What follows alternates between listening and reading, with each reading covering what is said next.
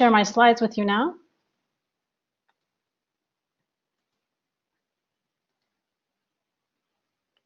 Let's see if these are working. Everyone see that? All right, so let's get started.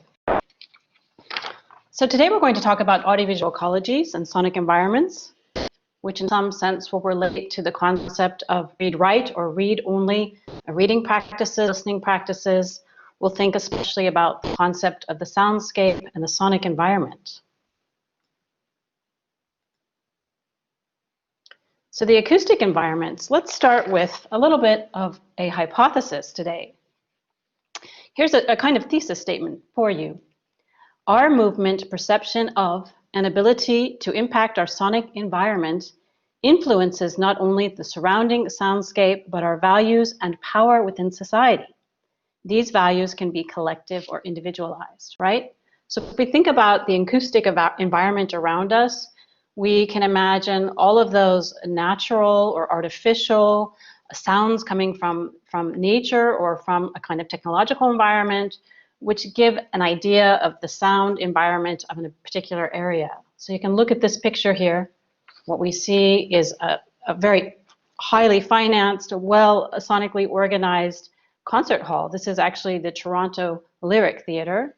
And you see all kinds of materials which are there in some sense to regulate the sonic environment, right? From the seating arrangement to the height of different levels to some of the materials on the walls which reflect sound.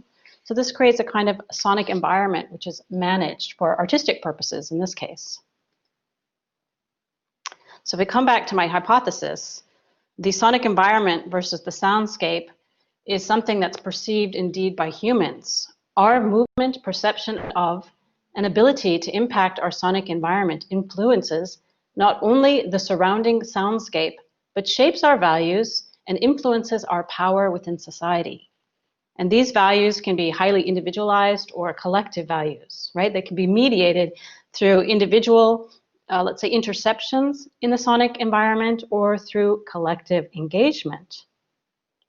So the soundscape is that perceptual experience of a sonic environment by those especially living or inhabiting that environment, right?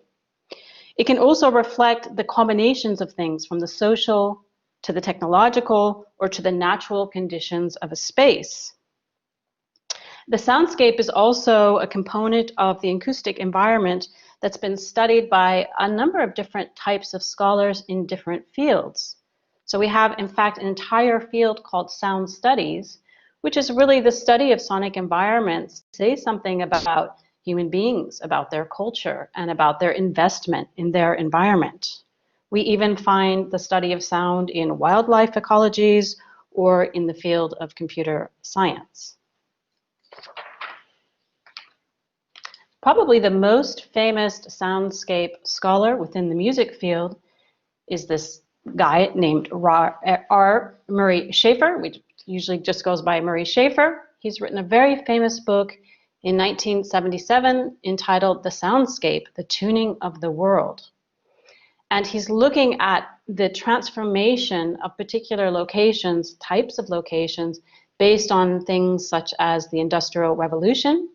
So he has a kind of historical overview within this book in which he examines, for example, fiction, literature, journalistic accounts, diary accounts of people's experience of their sonic environment.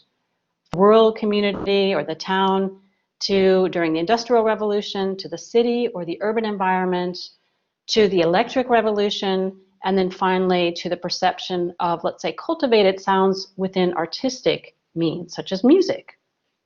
And he looks at how historically people have responded to these sonic environments in ways that express something about their cultural values and their experience of the world. We can look at the soundscape or the sound environment on different levels. And I think this is helpful when we want to instruct ourselves to engage in close listening, immersive listening, and you'll talk more about that next week in terms of artistic environments. So let's say we divide up the sonic environment into 3 levels. We could begin with the level of the sound object, then we could move to the sound event, and finally we could see the totality of those things, the combination as the soundscape. So what is an example of the sound object? That's the smallest level that we could imagine in terms of the soundscape. What could be an example of a sound object?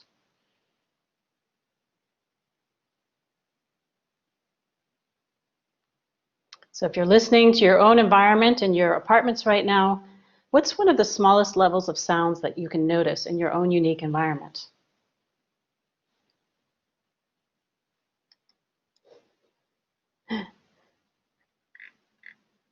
A laptop fan, perfect, exactly. Right, we're really focused indeed on our computer screens. Ticking of the clock, okay, those are great examples.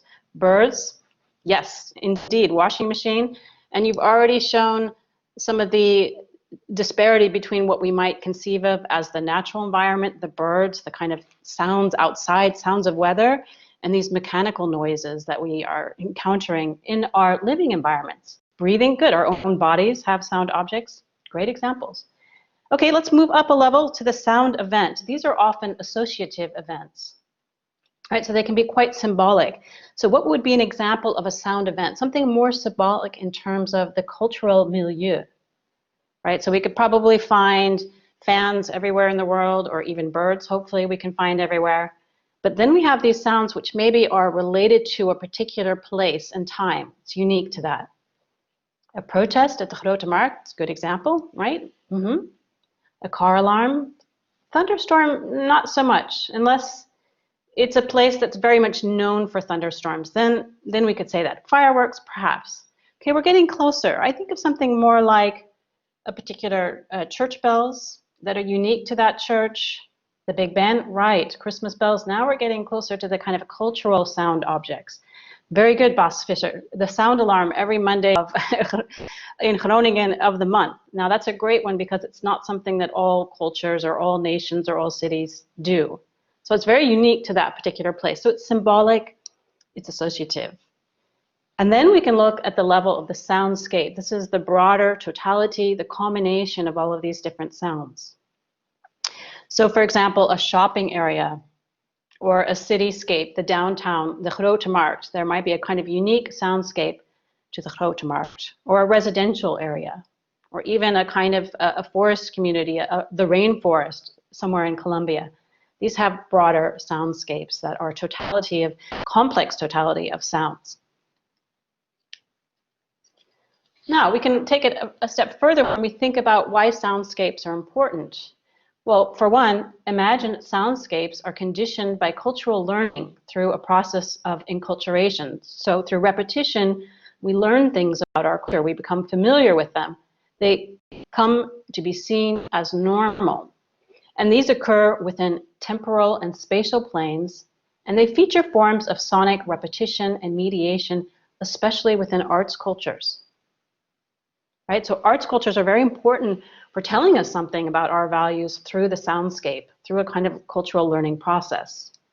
So we've already talked a little bit about what a Groningen soundscape might conjure for you, whether that's the alarms or the church bells. I think one sound for me was the sound of bicycles and the chains, the broken student chains.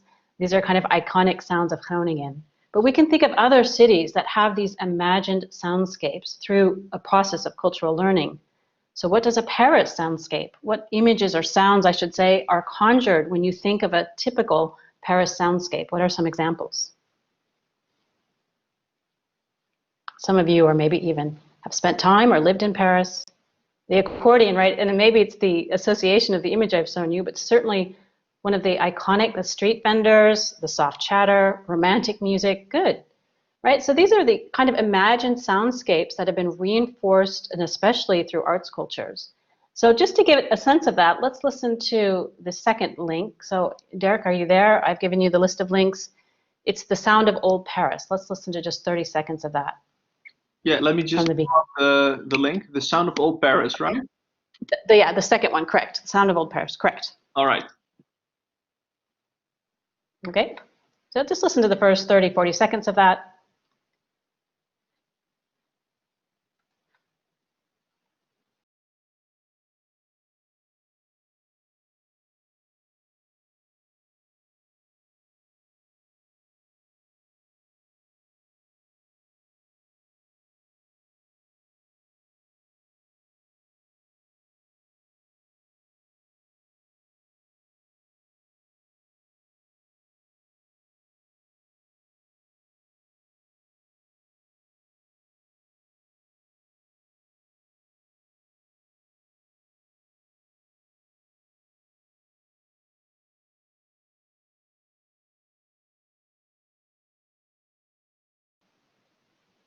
Okay, so if you want to listen to more of that, it's a kind of a short documentary. It's very interesting.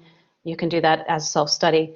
The main point is to show you that, of course, soundscapes are places influenced by human ingenuity and activity, right? So you can interfere in the soundscape. You can make it more artistic or more musical, or you can learn a particular repertoire. Here, in this case, the bal musette, which is a kind of accordion repertoire typically performed by ruralites, agricultural workers who moved to the city during World War II or after World War II and brought their musical traditions with them into the cityscape. So we can see how the soundscape, of course, is never fixed, is always transformed by new developments. So if we think about the study of soundscapes, we could think about this broader field, we could call it acoustic ecology. Really all of those things that are combined to influence humans' engagement with the world, or rather you could say that humans are influencing the ecology of the world through their interventions or their manipulations or the negotiations of sound in particular spaces. We could even involve ourselves in a so-called critical theory of sound ecologies, right? So then we would be interested in, let's say, how power is dispersed or how particular groups of people are managed within the public sphere. We might be interested in looking at what happens to human beings and other living agents because of our intervention or management of sound ecologies.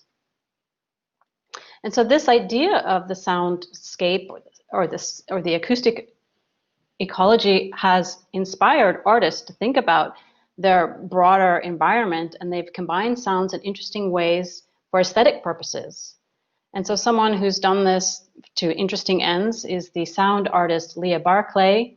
She's created a number of sound art installations. She's worked with UNESCO and others. She's recorded the ocean floor near Australia. She's from Australia. She's recorded the Amazon. She's brought in musicians' recordings of gongs, and she's created a kind of sound walk in the Listening Museum in Brisbane, Australia. And so this is an example how contemporary sound artists, we might refer to them more as sound artists than musicians perhaps, who are interested in thinking about the acoustic ecology or the soundscape of our world to say something in terms of the aesthetic environment, right? So how does it influence our enjoyment and our pleasures in relation to that environment? And further, might it stimulate a critical response to the sonic environment and to humans' interactions with the sonic environment? So let's watch and listen to just, let's say, the first 40 seconds of this example clocked out from 2019 to see in what ways the sonic environment can be aestheticized in terms of artworks in the public sphere. So that's the next link called Leah Barclay's Clocked Out. Dirk. Yeah, it's in the chat. Yeah, it's in the chat. It's there. Okay, sorry. Great. Yeah, just 30 seconds, 40 seconds there.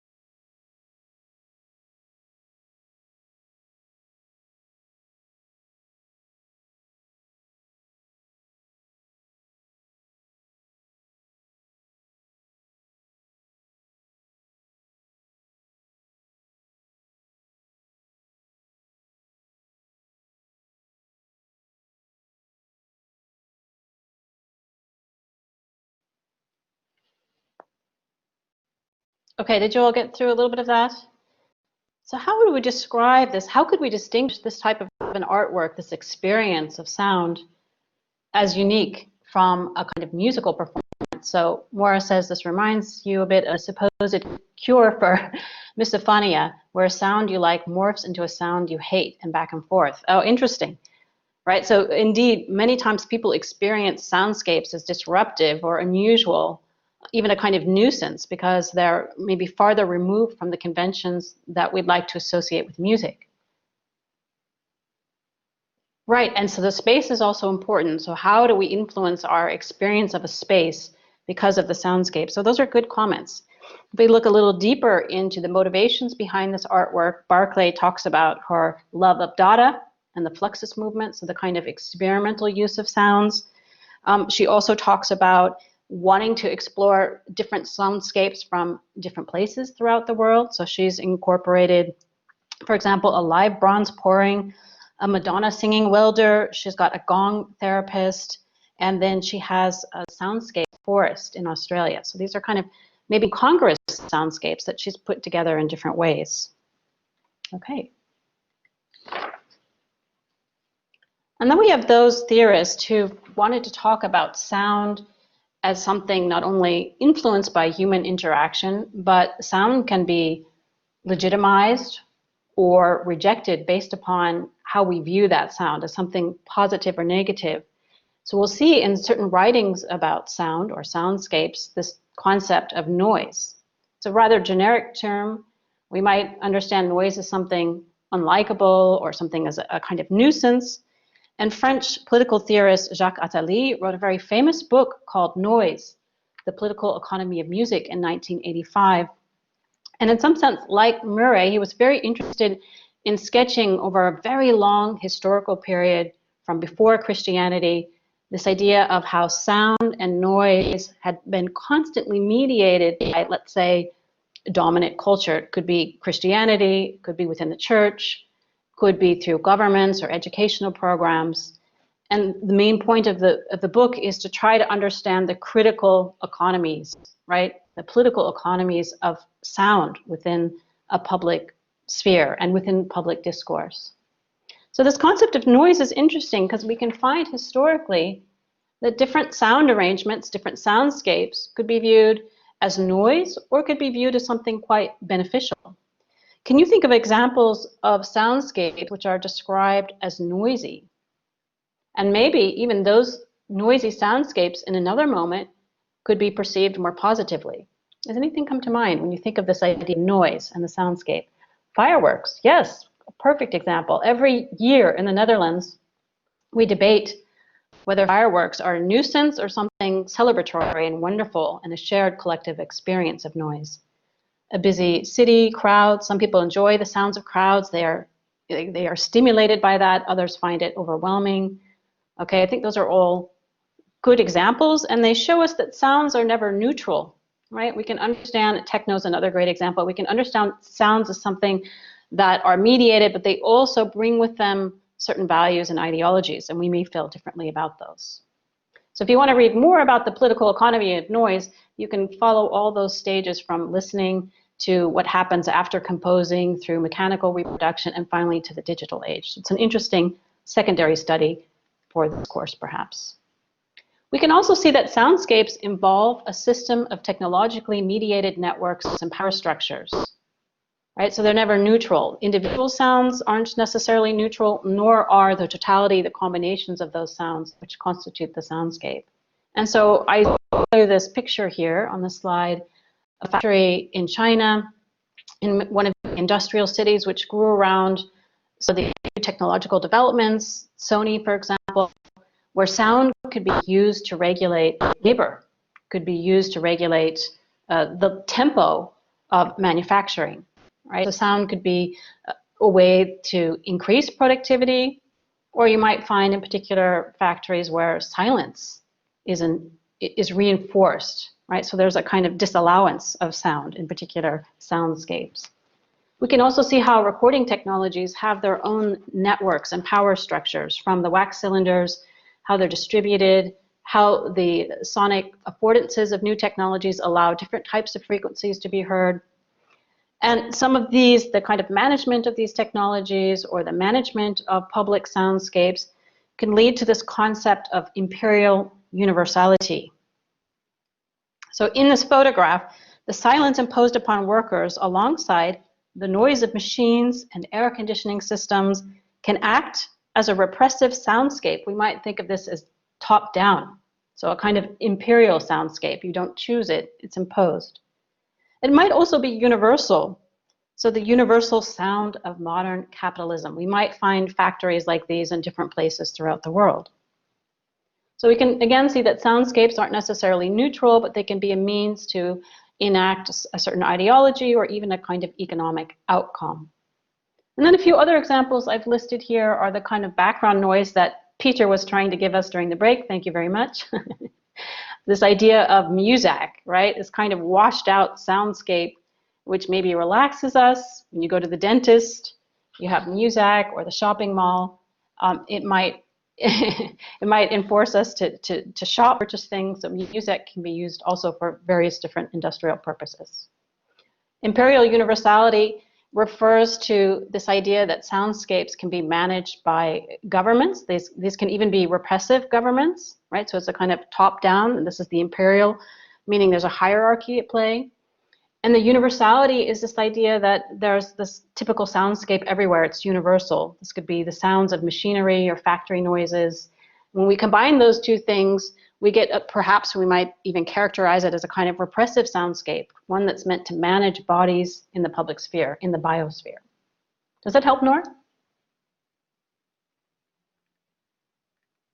Okay, good. Oh, sorry, I went too far. Okay, now here's an interesting concept. We were briefly introduced to it in the very first lecture. We didn't spend too much time with it. Schizophonia. It's a term used by probably the most famous soundscape theorist within the music field. His name is Stephen Feld. He wrote a very famous book called Sound and Sentiment, Birds Weeping, Poetics and Song, and Kaluli Expression.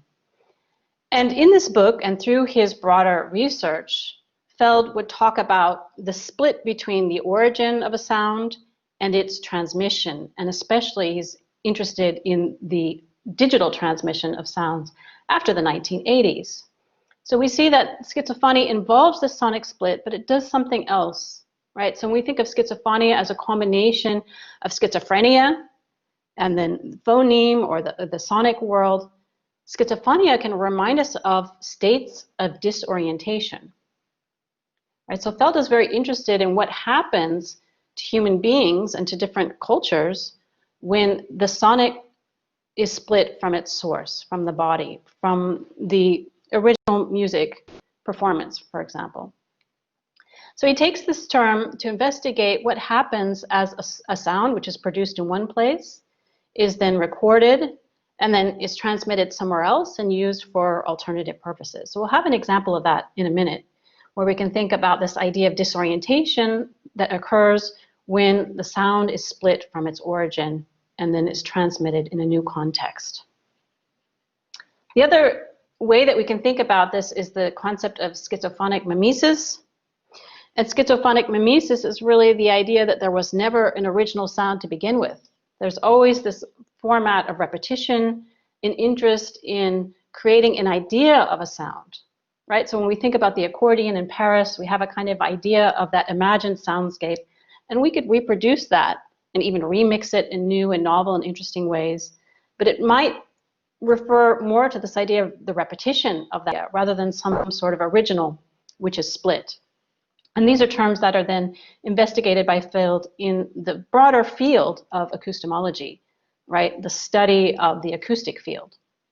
And so he's been very interested in how sounds of the rainforest create a particular set of values within a culture, such as in Papua New Guinea. And he even has taken these sounds over decades of recordings, living with these people, and has used them to recreate artistic soundscapes. So they're not necessarily realistic recordings of the soundscape, but he's taken different sounds and foregrounded them or backgrounded them to do something aesthetic, right? To rearrange the soundscapes for our pleasure, but also to learn something about the communities of Papua New Guinea.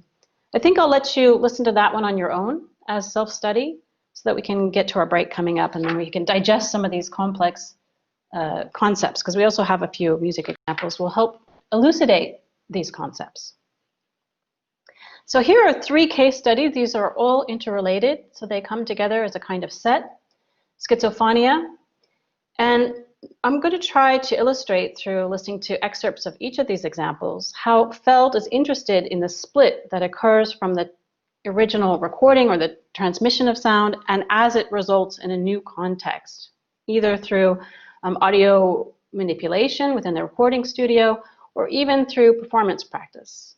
So let's not say much more about it. We'll introduce the first one. So Derek, if you can give us the link to the Aka video, and I'd like you to listen to the first minute. And this is a performance of the Aka people of Central African Republic. And this is what we call a kind of field recording, and I'll explain that with a little bit more detail. But listen to the first minute of this recording. You don't need to pay attention too much to the visuals. Let's try to do some deep listening.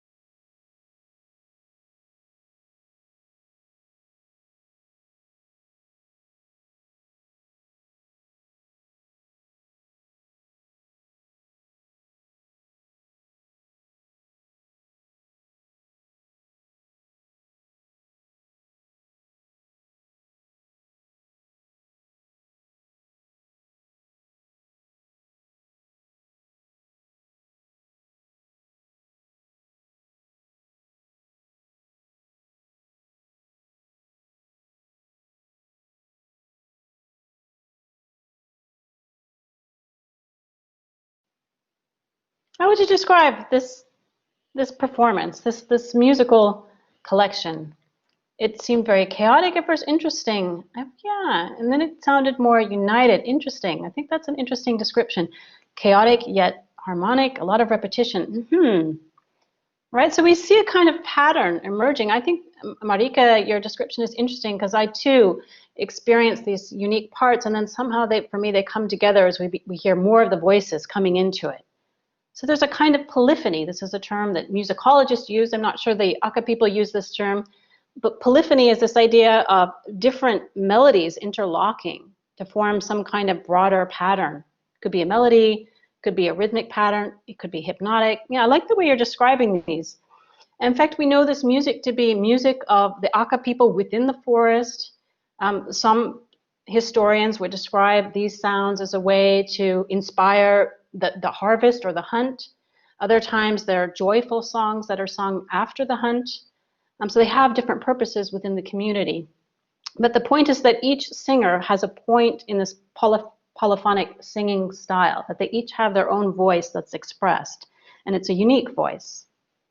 Okay, now these are recorded on what came to be known as field recordings, meaning these were ethnomusicologists, people who studied the culture of music, who went to different locations outside of their own cultural context, such as within Central African Republic or in the Congo or in the forest of Zaire, and they recorded people who lived in the forest, and they recorded their musical production, their soundscapes.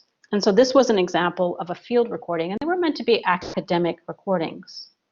But of course, after the 50s and 60s, these recordings circulated in secondary networks of interested musicians or people who wanted to learn about the music of different countries in Africa. So now, before we talk about that, let's listen to our second example. This is the Herbie Hancock, who's a jazz musician, and he's made this very famous album in the 1970s called The Headhunters, and I'd like you to listen to just over a minute of this one from the beginning. So we'll talk about that after we listen to it.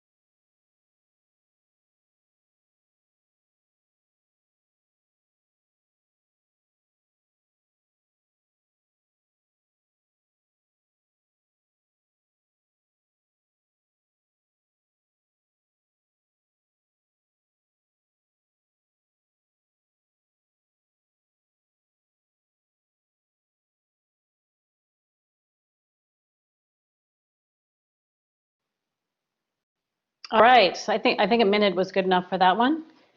This example. Now, perhaps you know something about the recording, perhaps you don't. Bas says it seems to blend different spaces, with the flutes being very spacious and the bass very grounded. All right, I agree with you that the bass is loud, it's foregrounded in the mix, indeed. There are some samples. Okay, Coke bottles. Yeah, Data, indeed, those are Coke bottles. They sound like flutes, though I agree with you that they're played in such a way to make us think of the flute.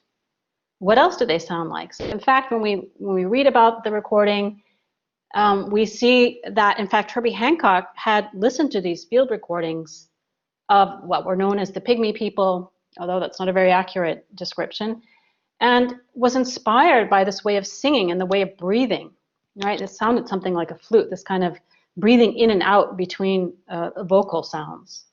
So rather than sampling the song, which we heard in the remix a few weeks ago, this is actually a recreation of the idea of the soundscape.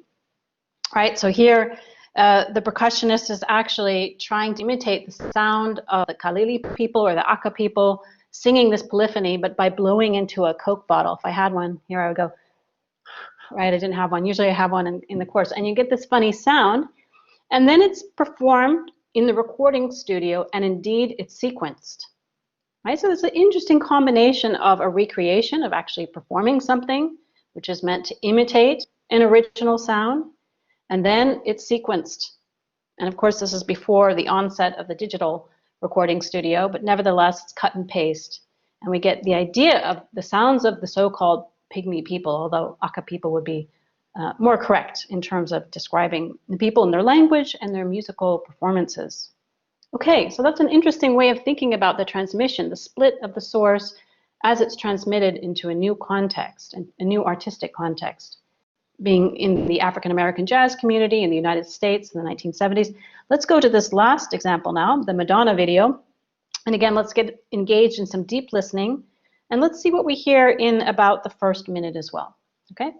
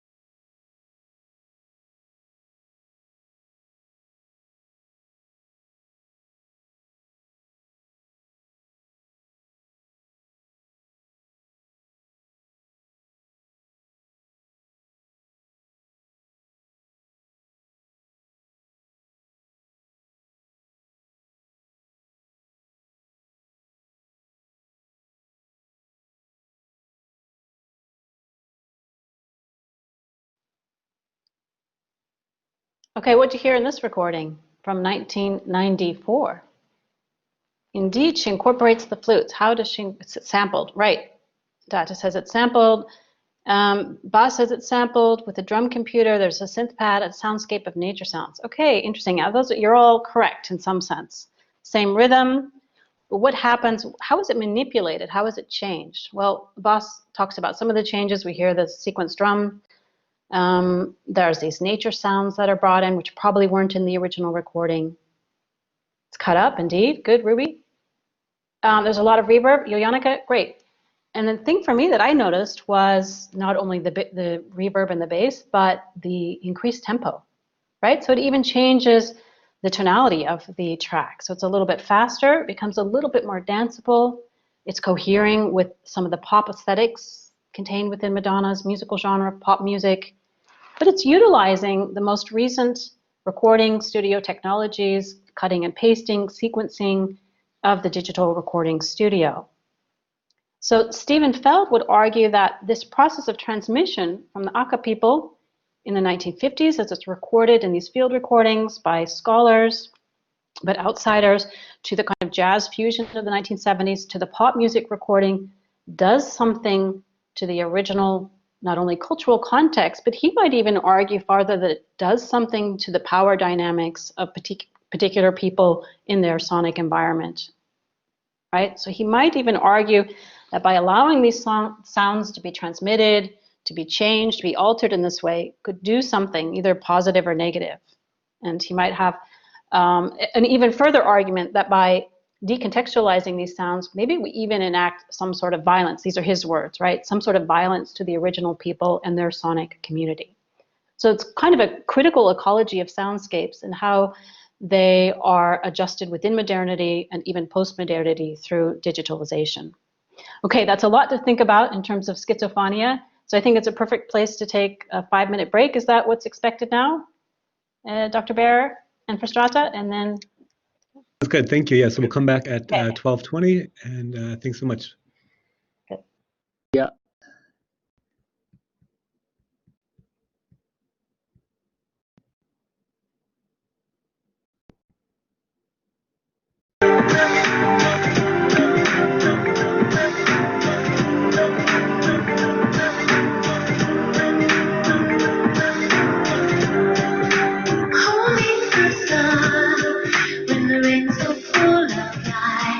Okay, Peter. Yeah, Marika has a good question, so I'm gonna explore that with you. Thanks for your question. So transmission can happen in a variety of different formats. And Marika, help me understand it. So if the two examples that I showed you, what would be two different ways that the original sound, so let's say the Aka video, even though the video is in some sense already a transmission, but let's imagine we're in the rainforest and we're listening to the Aka singing. Help me understand how the sound is transmitted in the first example, the Hancock, versus the second example, the Madonna. Yeah, the Cold Cut Timber music video is also a great example of schizophrenia, very much. So what are the differences between those two examples?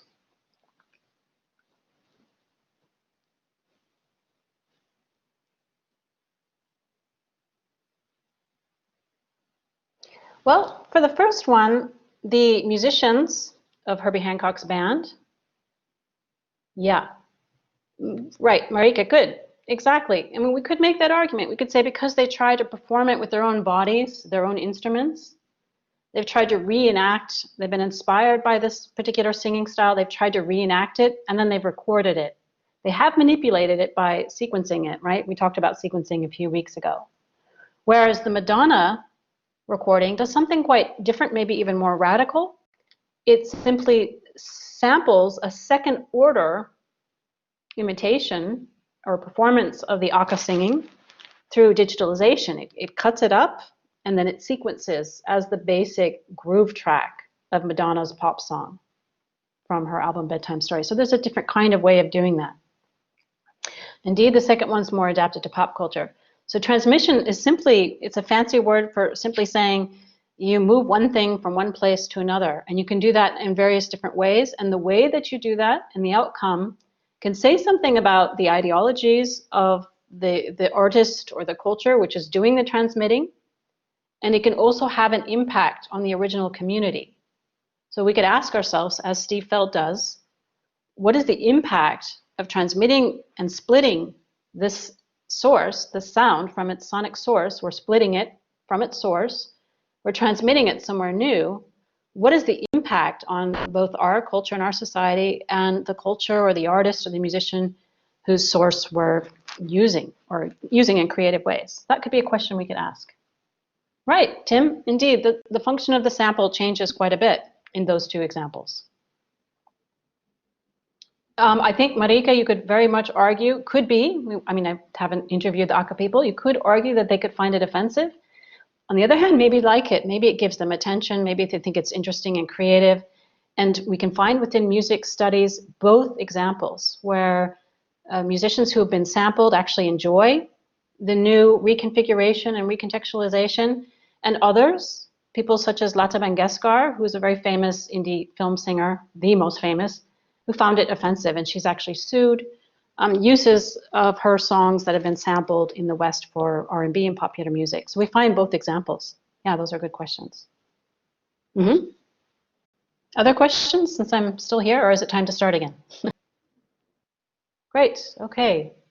Thanks for your questions, everyone. And yeah, these are not simple concepts, and they also don't have simple answers. And in fact, they don't have fixed answers. But I think through discussing them in your seminars, you'll arrive at a greater clarity in terms of the concepts, and you'll also understand how to be used differently based upon the specific case studies that you're talking about. So case studies are always important for clarity, but they also show you that there's not one right answer. And I think our discussion of the cold cut video is really a good one to show you how the concept can't be applied the same way every time, especially when we understand something about the ideologies of the artists themselves and why they sample sources and split them and then recontextualize them through digital technologies, through the remix.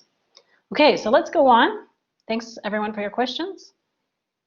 Now we're going to take a slightly different case study. We're going to think about the soundscape. We're continuing to think about the soundscape today. We're going to think about a different cultural context, a different historical period.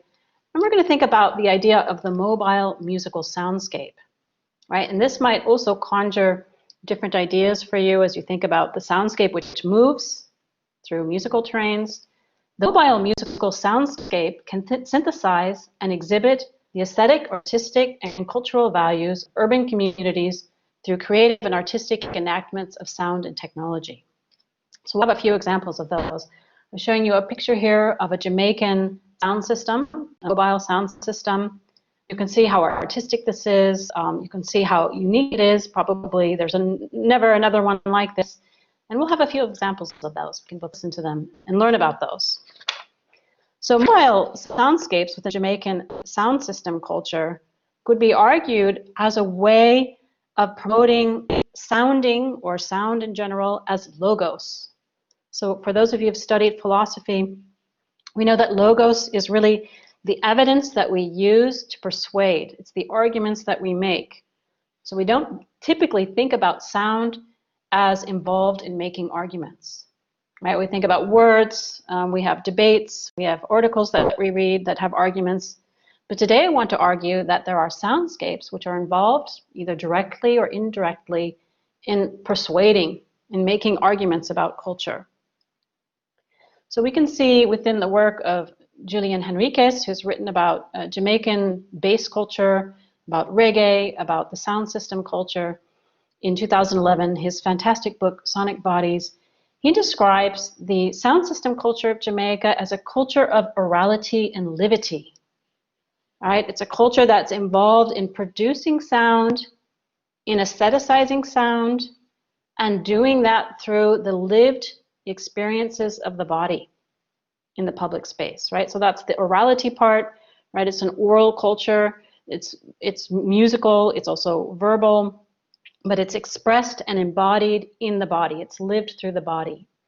And he sets up two different contexts. The one is the church, which has always been profoundly influential for soundscapes, especially in the Black diaspora and within Jamaican culture, versus the dance hall, the place where we go to dance to music, to socialize, to flirt, to interact with musical soundscapes. And so when we talked about the soundscape before, we had these sound objects and these events and then the soundscape. Well, Henriquez also wants to divide the soundscape into these three parts. He has a three-part system. He describes them as the medium, the instruments, or the sociocultural institutions.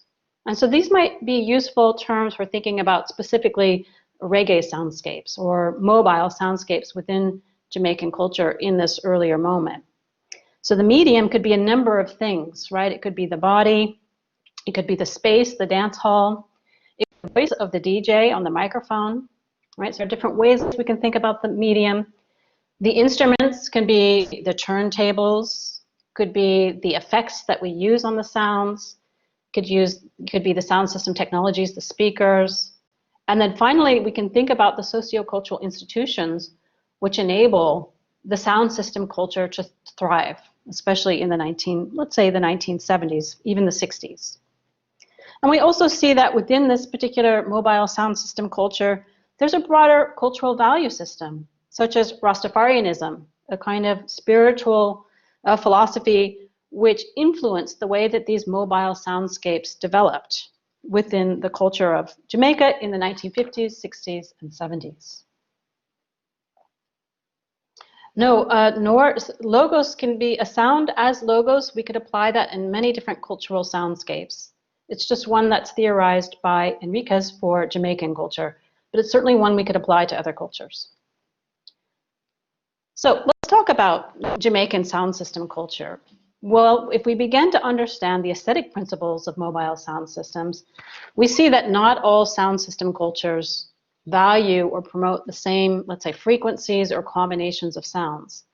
So Henrique would argue that Jamaican mobile sound system culture was a bass culture. So we can think of certain cultures as, let's say, adapting to higher frequencies versus lower frequencies. So bass cultures, these deeper, low resonating sounds, are promoted, according to Henriquez, within Jamaican sound system culture. And especially within dub, which is a subset of reggae, we could say, in the 1960s and 70s, dub promoted these massive sound systems, both in the sense of size, so massive being huge, but also massive in terms of the way we experience sound systems. They enter our bodies. We experience bass culture by the vibrations of the speakers pushing those bass frequencies through our bodies. If anyone's ever been to a reggae party or experienced a mobile soundscape, you probably remember how hard those frequencies were against your body. I remember the first time I went to a dance hall, and I was surprised at just the sheer sonic power of the speakers. So if we think about Jamaican sound system cultures as being bass cultures or bass heavy, with an interest in distinguishing between high and low frequencies, we begin to hear that not only in these mobile sound systems, but let's say also in the recordings, which were meant to provide a kind of, recordings function differently in reggae music. They weren't necessarily things that were commercialized and sold, but they provided a kind of image of the live event. So we'll talk about that more after we listen to this next example. So this is going to be King Tubby's, who's one of the original soundscape, mobile soundscape DJs and artist, Blackboard Jungle Dub. Listen to about a minute of this one, and then we'll talk about it.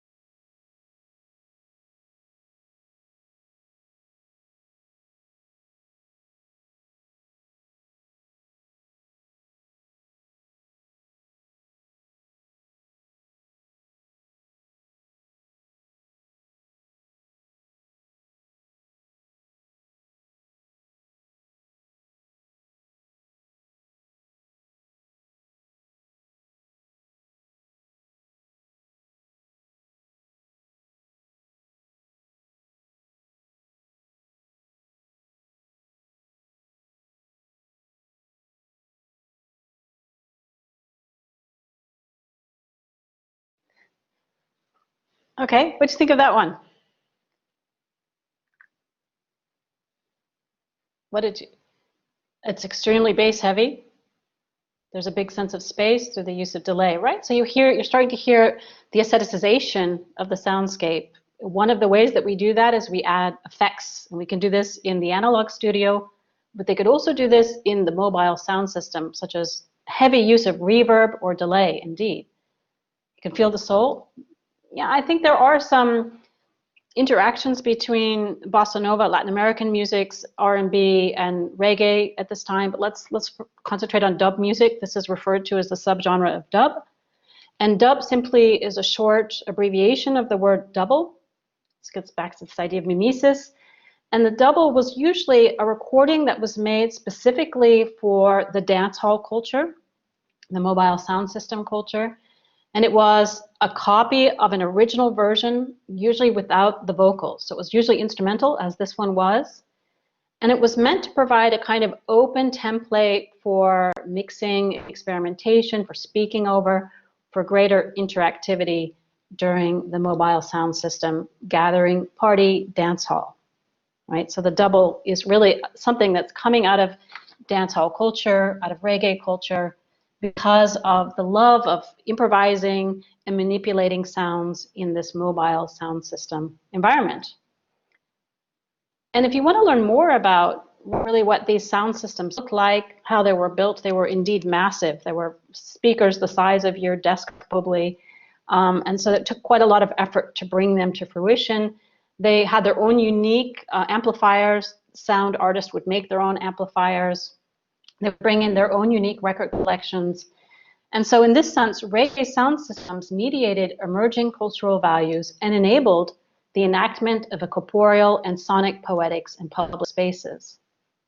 So all I mean by that is the mobile sound system culture enabled collective gatherings as a place to argue the experience of culture through the body, through the experience of sound. It could also happen more literally through, let's say, the DJ calling out important members of the community, which they would do, right? When someone says, give me a shout out, this is really coming from DJ culture in Jamaica in the 1960s and 70s. A way of calling out someone in the community, of giving value to that person, right? And so it's experienced through the body, through these base cultures. So if you'd like to learn more about sound system culture, we won't watch 3 minutes today, we won't have time, but I'd recommend either one of these two. They're both interesting in different ways. The Beats of the Heart from 1977, you see real images of sound systems, and Jack Ruby High Power Sound System, which is a name of one of the, let's say, famous mobile sound systems in the 1970s. That's the second documentary. So you can check those out on your own if you're curious about those. So we talked about the mobile sound system, and as this becomes a prominent feature of reggae culture in the 1960s and 70s, more 70s, sound systems would earn reputations, so they would have names. So for example, the Jah Love Music sound system was one that was contributed to by the famous artist Sister Nancy, and this was a heavily masculine environment. Most DJs and sound system owners and party planners and recording engineers were male. But Sister Nancy, whose real name is Oflyn Russell Myers, she was born in Kingston. She was one of 15 siblings, and she was fascinated by her brother's interactions with sound system culture. She would follow him around, and eventually she became, through perseverance, a well-known DJ. And maybe even you're going to recognize this recording because it becomes a kind of iconic recording of the sound system culture, of dub culture of the 1970s, although this one is recorded in 1982, and it's called Bum Bum. So let's listen to it. Think about space, think about bass, and I also want you to think about the kind of idea of the interaction between the sounds on the recording and the voice on this one. So let's listen to about a minute of this one.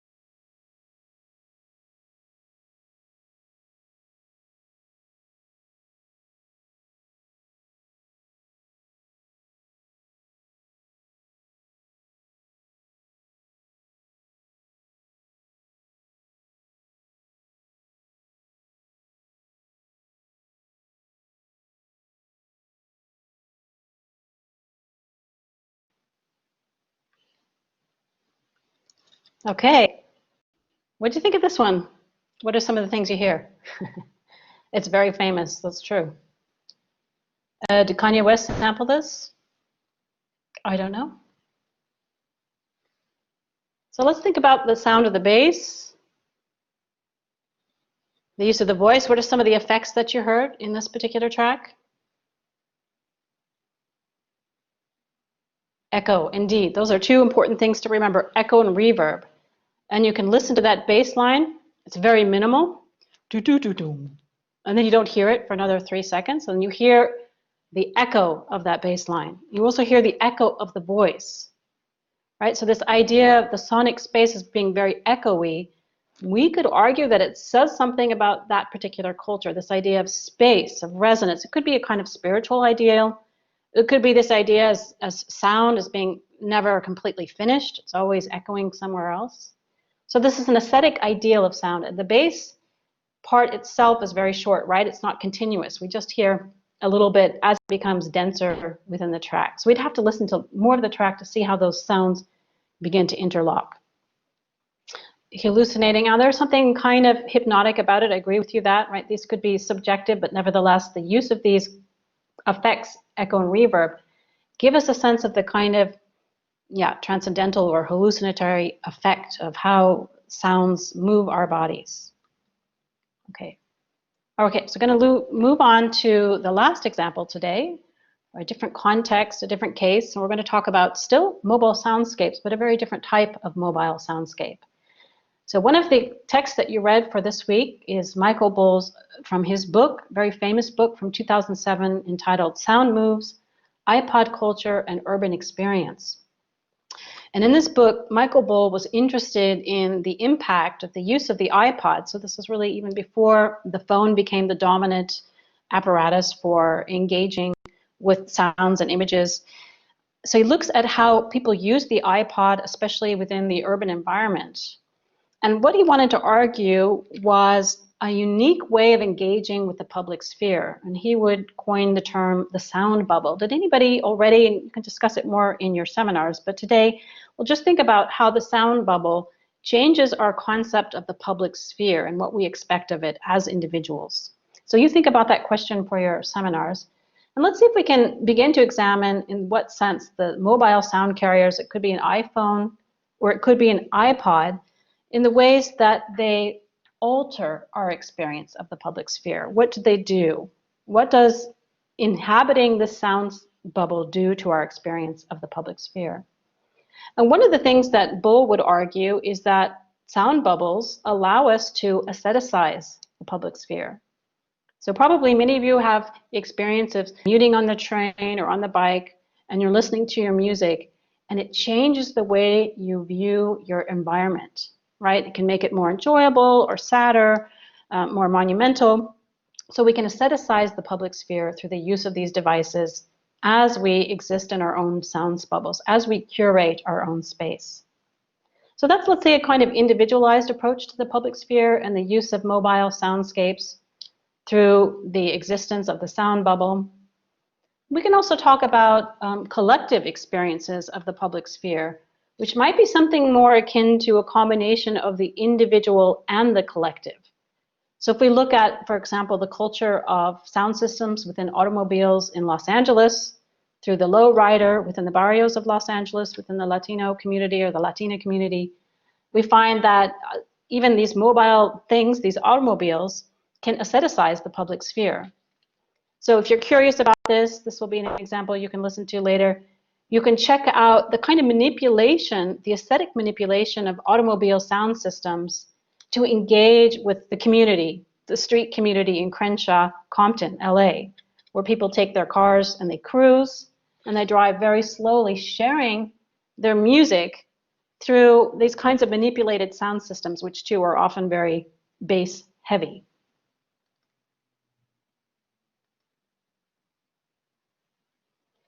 And then finally, we can think of how sound bubbles, whether these are mobile, individualized, or collective, or something in between, they in fact stimulate larger debates about private sound and the public sphere versus collective forms of sociability and collaborative uses of space. Right, so we can think about in our own lives how either individualized mobile sound bubbles or these more collective ones, how they say something about forms of sociability and the collaborative uses of space. And since we have almost a kind of ubiquitous appearance of the sound bubble in contemporary life through now the iPhone as opposed to the iPad,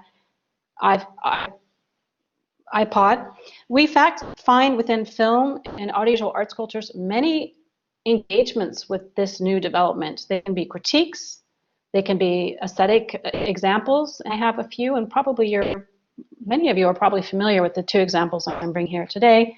We can see AV arts or audiovisual arts responses within the realm of film, within the realm of high quality television series. For example, many of you probably saw the film in 2014, Her, by Spike Jonze, where there's an iconic scene towards the end where the lead character, who's having a romantic relationship with his computer, is actually engaging with the public in a very unique way because of how this relationship develops through this device in a musical sense. And then we have a kind of more critical approach, although we could argue that one's also critical, within the series Black Mirror, which critiques our uses of technology and the way that digital platforms are altering our collective or individual modes of sociability, the way that we are social, the ways in which we engage. So I think those are two very good examples. And so before we stop today, I'm going to just ask you to watch just, let's say, 30 seconds of this one, and then you can watch the full clip at home so that I can entertain your questions. Or do I need to stop, Peter, because you have still a section to go? Because if that's true, then we'll stop right here. We can keep going. Yeah, no problem. Okay. Okay, yeah, it's just another minute or two, but I didn't know if you had other things to do. So let's listen to just 40 seconds or so of this important scene from the film Her.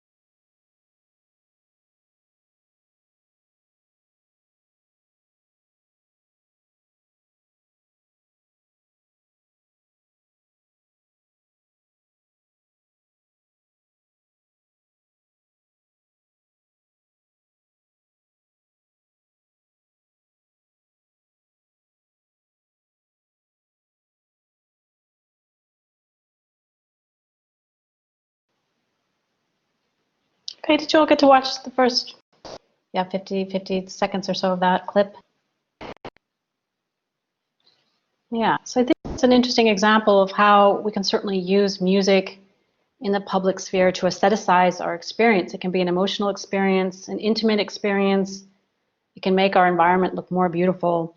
And perhaps you are all engaged in your own ways of aestheticizing the public sphere by curating your sonic landscape within a sound bubble. So I just have a few conclusions. If we had a little more time, I'd ask you to draw them with me, but since we're running out of time, I just want to conclude today in terms of how we thought about these broader categories, the soundscape for one, but then we had specific cases which related to the soundscape, such as the mobile sound system. So some of the conclusions we could draw from today's lecture are, soundscapes continually change and evolve because of the interactions between human beings and their social, cultural, and technological environments, right? So they're never fixed.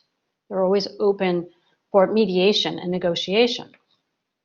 Number two, sonic environments always convey value systems and power dynamics within a particular place and time, right? So they're never neutral. They may say something about the kind of hierarchies of society, who has the ability to control the soundscape, or let's say the automated sounds within that soundscape. And number 3, mobile sound systems can forge both collective and more individualistic bonds between people and their communities. And we saw examples of those, such as in the reggae or the dub sound system culture, or even within LA's low-riding automobile culture. And finally, the use of mobile digital audiovisual devices have challenged conventional conceptions of the public and private sphere through a variety of modes, such as the aestheticization of public space or the cultivation of sound bubbles as a means to insulate one from public noise or forms of sonic nuisance. So I'll stop there today, and if any of you have any questions, I'm available to answer them.